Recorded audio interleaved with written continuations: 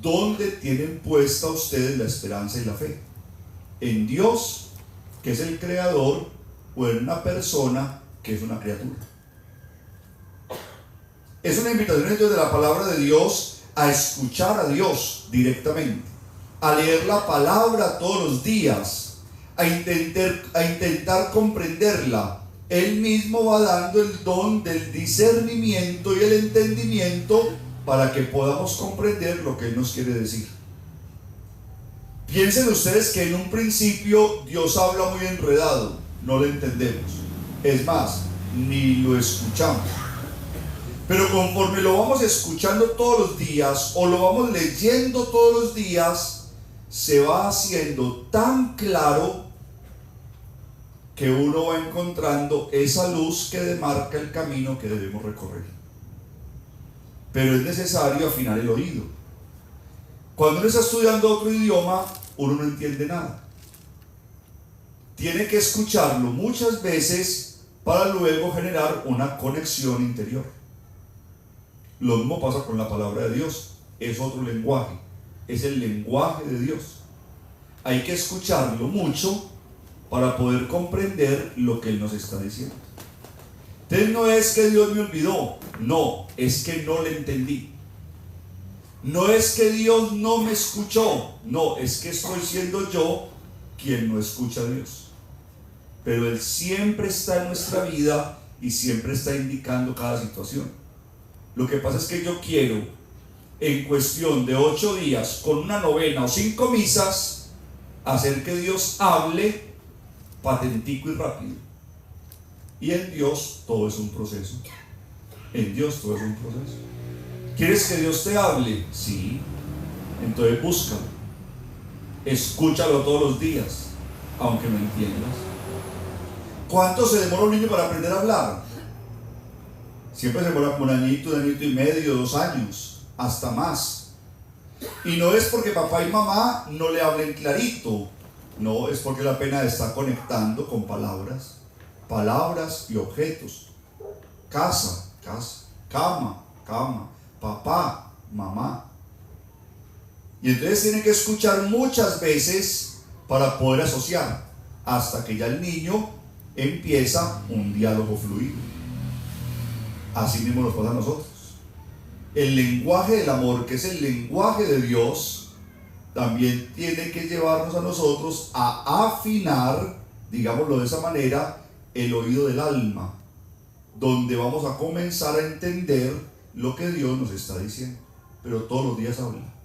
Dios todos los días habla. Habla en personas, en acontecimientos, en situaciones, en la palabra, en la naturaleza, en la oración. Todos los días habla. Que no le entendamos es otra cosa. Que no tengamos tiempo de escucharlo es otra cosa. Pero todos los días habla. ¿Saben qué lo más particular de todo esto? Nos lo dice el Evangelio de San Lucas. A veces nos dedicamos a prestarle atención a otras cosas. Y todas esas cosas son pasajeras. Y no se dedican a prestarle atención a mis palabras. Y en cambio mis palabras nunca pasarán. Nos quedamos pendientes de lo que dura un instante y descuidamos lo que dura una eternidad. Somos los seres humanos. Somos fugaces. Nos encanta lo inmediato, lo que es pasajero. Y en cambio lo que dura para siempre, por lo regular, lo buscamos o cuando estamos muy mal o a último momento. Entonces es una invitación hoy a escuchar a Dios.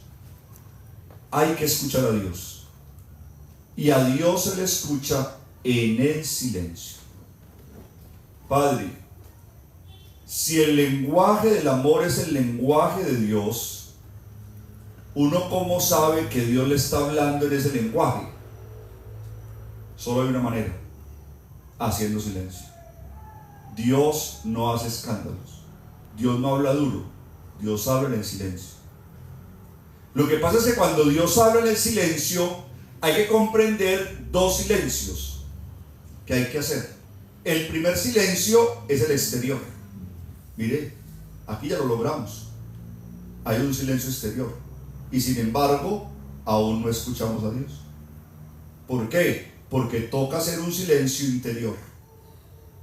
Y el silencio interior a veces es más complejo que el exterior. A veces podemos quedarnos solos en la casa en un silencio total y tenemos la mente a mil. Piensa en esto, en aquello, en lo otro, y luego viene un recuerdo y el recuerdo me hizo llorar, y entonces el llanto me hizo recordar y esto y aquello y lo otro, y estamos en un silencio total. Pero la vida por dentro está en una algarabía tremenda. No hay nada que haga más ruido que cuando estamos a la expectativa de algo o de alguien. Por eso no escuchamos a Dios, porque es que Dios habla en el silencio. Entonces tenemos que llegar a silenciarnos exterior e interiormente. Y la cultura nuestra de hoy no está preparada para tanto silencio. Es más, se enloquece con tanto silencio. Usted le pregunta a las personas jóvenes hoy, y también a los mayores, que viven solos en su casa, ¿qué es lo primero que usted hace cuando llega a su casa? Entonces le dicen a uno, lo primero que yo hago, padre, es prender el televisor. Y eso, para no sentirme solo. Al lado del silencio viene la soledad. Y juntando esas dos situaciones es donde logramos escuchar la voz de Dios y logramos percibir la presencia de Dios. De lo contrario, nos dispersamos con mucha facilidad. Por eso cuando ustedes van a hacer oración, no tienen que llevar tantas cosas para orar. Hay gente que a la hora de orar se lleva este librito y este otro y esta novena y la camándula y ponen la canción. No.